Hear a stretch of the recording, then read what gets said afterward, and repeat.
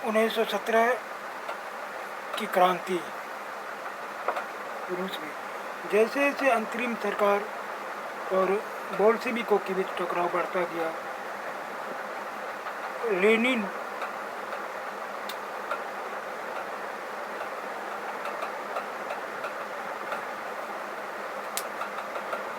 को अंतरिम सरकार द्वारा तानाशाही थोप देने की आशंका दिखाई देने लगी। सितंबर में उन्होंने सरकार के खिलाफ विद्रोह के बारे में चर्चा शुरू की। सेना और फैक्ट्री सोवियतों में मौजूद बोल्शेविकों को इकट्ठा किया गया।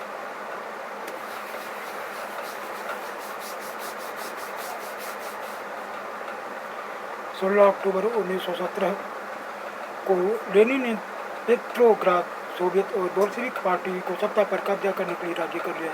सत्ता पर कब्जे के लिए लियोन ट्रॉट्स्की के नेतृत्व में सोवियत की ओर से एक सैनिक क्रांतिकारी समिति का गठन किया गया। इस बात का खुलासा नहीं किया गया कि योजना को किस दिन लागू किया जाएगा। 24 अक्टूबर को विद्रोह शुरू हो गया। संकट की आशंका को देखते हुए प्रधानमंत्री केरेंस्की सैनिक टुकड़ियों को इकट्ठा करने शहर से बाहर चले गए।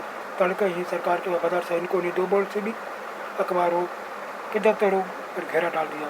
टेलीफोन और टेलीग्राफ दफ्तरों पर नियंत्रण प्राप्त करने और विंटर पैलेस की रक्षा करने के लिए सरकार समर्थक सैनिकों को रवाना कर दिया गया।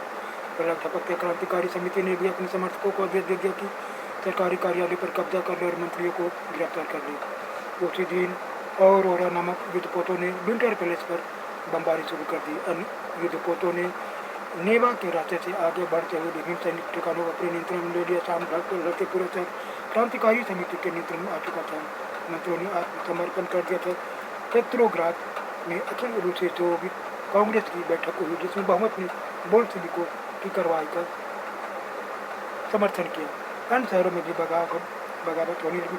दोनों तरफ से जमकर गोलीबारी हुई, खास तौर से मॉस्को में। लेकिन दिसंबर तक मॉस्को पेट्रोग्राद इलाकों में बोल्शेविकों का नियंत्रण स्थापित हो चुका था। बोल्शेविक निजी संपत्ति की व्यवस्था के पूरी तरह खिलाफ थे। ज़्यादातर उद्योगों और बैंकों का नवंबर 1917 में राष्ट्रीयकरण किया जा चुका था। उनका स्वामित्व और प्रबंधन सरकार के नियंत्रण में आ चुका था। जमीन को सामाजिक संपत्ति घोषित कर दिया गया। किसानों को सामंतों की जमीनों पर कब्जा करने की खुली छूट दे दी गई।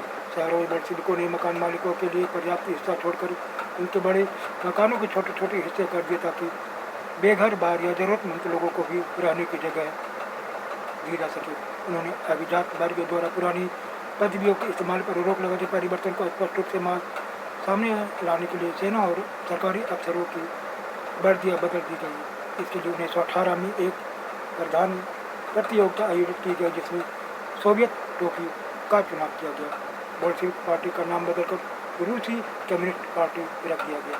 नवंबर 1917 बोल्शेविकों ने संविधान सभा के लिए चुनाव कराए, लेकिन इन चुनावों में उन्हें बहुमत नहीं मिल पाया।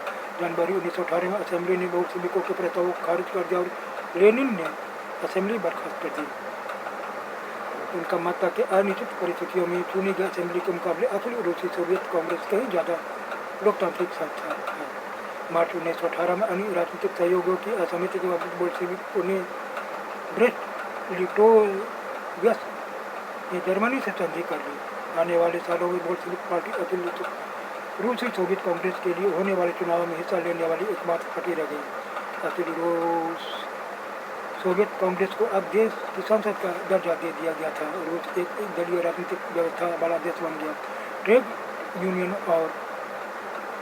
यूनियनों पर पार्टी का नियंत्रण रहता था। गुप्तचर पुलिस, जिसे पहले चेका और बाद में ओजीपीओ तथा एनकेवीडी का नाम दिया गया, बोल्शेविकों की आलोचना करने वालों को दंडित करती थी। बहुत सारे युवा लेखक और कलाकार भी पार्टी की तरफ आकर्षित हुए, क्योंकि वह समाज परिवर्तन के प्रति समर्पित थी।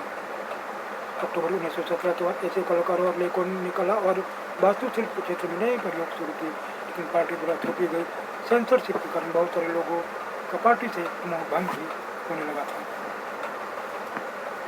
गृह युद्ध। जब बोल्शेविकों ने जमीन के पुनर्वितरण का आदेश दिया तो रूसी सेना टूटने लगी। ज़्यादातर सिपाही किसान के लिए भूमि पुनर्वितरण के लिए घर रखना चाहते थे, लेकिन इसलिए सेना छोड़कर जाने लगी। गैर बोल्शेविक समाजवादी, उदारवादी और राजशाही के समर्थकों ने बोल्शेविक विद्रोह की निंदा की। उनके नेता दक्षिण रूस में इकट्ठा होकर बोल्शेविकों रेड्स से लड़ने के लिए टुकड़ियाँ इकट्ठा करने लगे।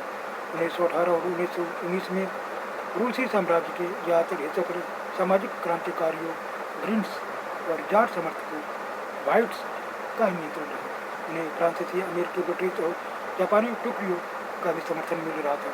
ये सभी शक्तियाँ रूस में समाजवाद को फलते फूलते नहीं देखना चाहती थी। इन टुकड़ियों और बोल्शेविकों के बीच चले गृह युद्ध के दौरान लूट मार, डकैती और भूखमरी जैसी समस्याएं बड़े पैमाने पर फैल गई।